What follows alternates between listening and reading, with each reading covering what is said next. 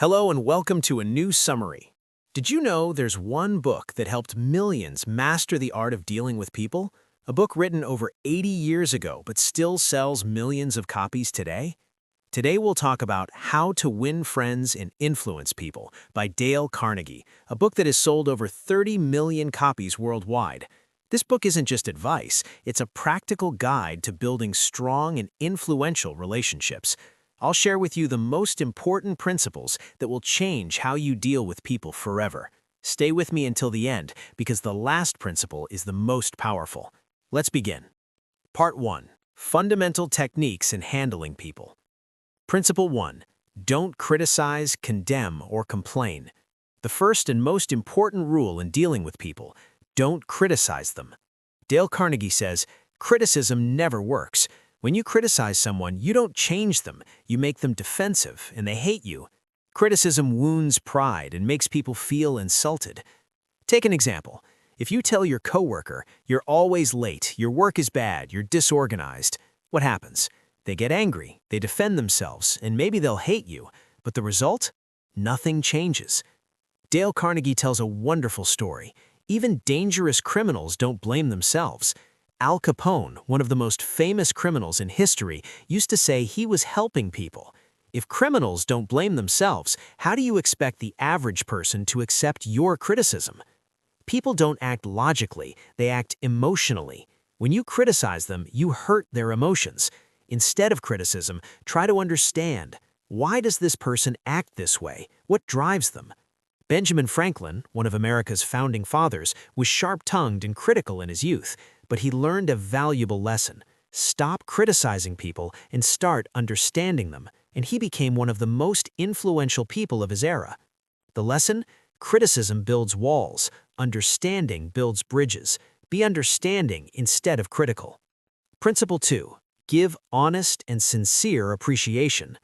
Every person on earth wants one thing: to feel important. This is a deep truth. Everyone wants to be appreciated, to be noticed, to feel they matter. And when you give people this feeling, they love you. But be careful. Dale Carnegie warns against fake flattery. People detect insincerity easily. Honest appreciation is completely different from false flattery. How do you show honest appreciation? Look for something you genuinely appreciate in the person, something real. Maybe their skills, maybe their efforts, maybe even something small they did sincerely. Charles Schwab, one of the most successful businessmen in history, used to say, "I don't criticize anyone. Instead, I look for something to praise in them." This made people love working with him and do their best. Try this today. Go to someone you know and tell them sincerely, "I appreciate this and that about you." Watch how their eyes light up. Watch how the relationship between you changes. The lesson: people thirst for appreciation like they thirst for water. Give them honest appreciation and you'll win their hearts. Principle 3. Arouse in the other person an eager want. If you want to influence someone, don't talk about what you want, talk about what they want. This is a simple but very powerful principle. Most people only think about their needs. I want this, I need that. But people don't care about what you want, they care about what they want. Dale Carnegie gives a wonderful example. If you want to catch a fish, do you put on the hook what you like or what the fish likes? Of course, what the fish likes. Same with people. Practical example. If you want your employees to work hard, don't tell them, "I want you to work hard because I want to make more profit." Instead, say, "When we achieve this goal, you'll get better bonuses, promotion opportunities, and more job security." Talk about their benefits, not yours. Talk about their dreams, not yours. Connect what you want with what they want. Henry Ford used to say, "The secret to success is understanding the other person's point of view and seeing things from their angle." The lesson: if you want to move people, know what they want and show them how to get it. Everyone wins. Part 2. Ways to make people like you. Principle 4. Become genuinely interested in other people. You can make more friends in 2 months by becoming interested in other people than in 2 years by trying to get other people interested in you. This is one of the most powerful sentences in the book. Most people spend their lives trying to get others' attention, while the solution is simpler. you become interested in others. How do you show genuine interest? Ask about them. Listen to their problems. Remember small details about their lives. Ask about their families, hobbies, dreams. Dale Carnegie tells a story about a dog. The dog runs to you excitedly, wags its tail, jumps with joy to see you. Why do we love dogs? Because they love us unconditionally. They're genuinely interested in us. Same with people. When they feel you genuinely care about them, not for personal gain, they automatically love you. Theodore Roosevelt, the American president, knew the names of White House workers, asked about their families, remembered details of their lives. That's why everyone loved him and was loyal to him. The lesson? Stop trying to convince people you're important. Make them feel important, and they'll love you. Principle 5. Smile. A simple smile can work miracles.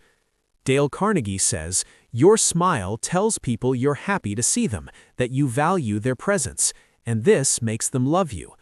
But be careful, it must be a genuine smile, from the heart, not fake. People detect a fake smile easily. A beautiful story from the book. A man was always frowning at work. He decided to try smiling for 1 week. What happened? His life changed. His colleagues became friendlier. His wife became happier. Even his children became closer to him. Smiling is contagious. When you smile, people smile back at you. And when they smile, they feel happy. And when they feel happy around you, they love you. Even if you don't feel happy, smile. Science has proven that smiling improves your mood even if you're sad. Your body doesn't distinguish between a real and fake smile, so it releases happiness hormones. The lesson? A smile costs nothing, but gives a lot. Smile at people, and they'll love you. Principle 6. Remember names. A person's name to them is the sweetest sound in any language. Dale Carnegie says, a person's name to them is the sweetest and most important sound. When you call someone by their name, you're saying, you matter, I remember you, I care about you. How many times have you met someone and forgotten their name minutes later? This happens because you didn't focus. You were thinking about yourself instead of focusing on them. The secret to remembering names is simple. When someone tells you their name, repeat it immediately. Say, nice to meet you, Ahmed. Use the name several times in conversation. Write it down after the meeting. Link it to something distinctive about the person. Napoleon Bonaparte, despite being busy with wars and politics, remembered the names of ordinary soldiers. This made them love him and die for him. Try this. The next time you meet someone, use their name at least 3 times in the conversation. Watch how their face lights up, how they feel appreciated. The lesson? A person's name is their identity. Remember it, use it, and they'll love you. Part 3. How to win people to your way of thinking. Principle 7. Let the other person talk more. If you want to be an excellent conversationalist, be an excellent listener. Most people don't really listen. They wait for their turn to speak. They interrupt. They think about their response while the other person is still talking. Dale Carnegie says, encourage the other person to talk about themselves. People love talking about themselves, their interests, their achievements. When you listen with genuine interest, you give the person the greatest gift, your full attention. In a world full of distractions, giving someone your full attention is rare and precious. How do you listen effectively? Look them in the eye. Don't interrupt. Ask questions that show interest. Say, tell me more about this. How did you feel? What happened next? Sigmund Freud, the famous psychologist, used to say, people who listen well are rare, and that's why everyone loves them. The lesson? Talk less, listen more. When you really listen, people feel appreciated and love you. Principle 8. Begin in a friendly way. When you disagree with someone, don't start with disagreement. Start with what you agree on. This is a very smart principle. When you start a conversation with, I disagree with you, you put the person on the defensive. They close their mind, prepare for battle. But when you start with, I agree with you on this and that, you open the door to dialogue. You make the person feel you're on the same team, not against them. Socrates, the Greek philosopher, was an expert at this. He would ask questions the person agreed with, question after question, until he gradually led them to the conclusion he wanted, without the person feeling they were being forced to agree. When you discuss with someone, first look for common ground. Say, "I understand your point of view, and I agree with you on the first point, but let me share a different angle with you." This approach makes the person open, ready to listen, not defensive. The lesson? Don't start with disagreement. Start with agreement. Get them saying yes from the beginning. Principle 9. Let the other person feel the idea is theirs. The greatest way to convince someone? Make them feel the idea came from them. People love their own ideas more than others' ideas. When you tell someone, "Do this," even if it's a genius idea, they might resist it just because it's not their idea. But when you ask questions and guide them to reach the idea themselves, they embrace it enthusiastically because they feel it's their own idea. Practical example. If you want your employee to improve their work method, don't say, "You're working the wrong way, do this." Instead, say, "What do you think if we tried a different method? How do you think we can improve this?" When they suggest the solution, even if it's the same solution you were thinking of, they'll implement it enthusiastically because it's their idea.